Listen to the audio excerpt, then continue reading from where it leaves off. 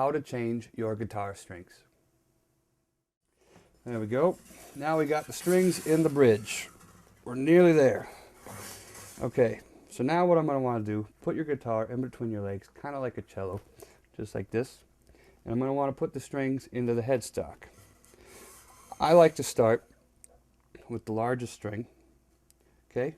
And what I'm going to do is, you got the hole here, I'm going to run it through the hole like so, okay? And then you want to stretch it out to be, I'd say,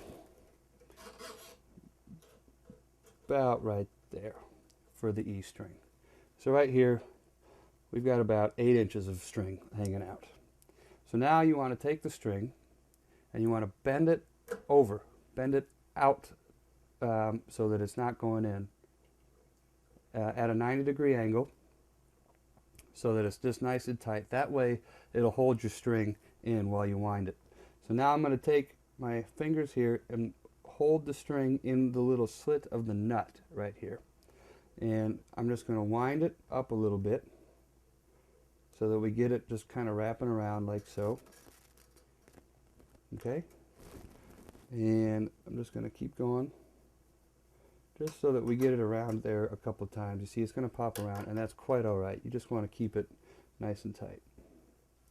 Okay, so keep in mind, when you're doing this, you are applying new tension to the guitar. So when you are stringing it, there's a pattern that I like to do that kind of helps keep the tension even, is I do the largest string, and then I will do the lowest string, or the high E, followed by the second string, and then you just alternate.